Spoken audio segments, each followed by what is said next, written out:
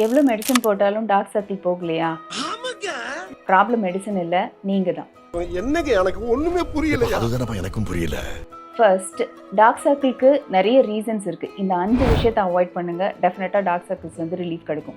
Lack of ஸ்லீப்னால ice tired ஆகும், exhaustion, ஃபெட்டிக் ஸ்கின்ல கண்டிப்பா தெரியும். தண்ணி ரொம்ப கம்மியா குடிக்கிறதுனால ரிங்க்லிங் எஃபெக்ட் தெரியும், ஐஸும் டயர்ட் ஆகும். எக்ஸசிவ் ஸ்க்ரீன் டைம் இதனால ஐ ஸ்ட்ரெயின் ஆகும், ப்ளஸ் அரவுண்ட் தி ஐஸ் உள்ள மசில்ஸ் ரொம்ப டயர்ட் ஆகிட்டு இன்னுமே டார்க் சர்க்கிள்ஸ் ரொம்ப ஜாஸ்தி தெரியும்.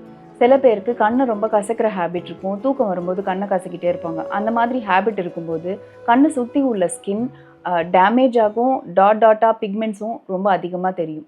ஸ்ட்ரெஸ், நியூட்ரிஷன் டெஃபிஷியன்சினால கூட டார்க் சர்க்கிள்ஸ் வரலாம். ஸ்பெசிஃபிக்காக அயன் டெஃபிஷியன்சி, விட்டமின் சி டெஃபிஷியன்சினால டார்க் சர்க்கிள்ஸ் வந்து பெரிய ரிலீஃபே இல்லாமல் இருக்கும். ஸோ இப்போ இது எல்லாத்தையுமே நீங்கள் ஐடென்டிஃபை பண்ணி அதை கரெக்ட் பண்ணிங்க அப்படின்னா டார்க் சர்க்கிள்ஸ் வந்து ரெமெடி கிடைக்கும். ஆல்சோ டார்க் சர்க்கிள் ஸ்க்ரீன்ஸ் எது கரெக்டாக இருக்குது அப்படின்றத சூஸ் பண்ணி நீங்கள் அதை அப்ளை பண்ணும்போது உங்களுக்கு பெர்மனெண்ட் ரெமெடி கிடைக்கும். இல்லைனா ரிசல்ட்ஸ் டெம்பரரியாக தான் இருக்கும்.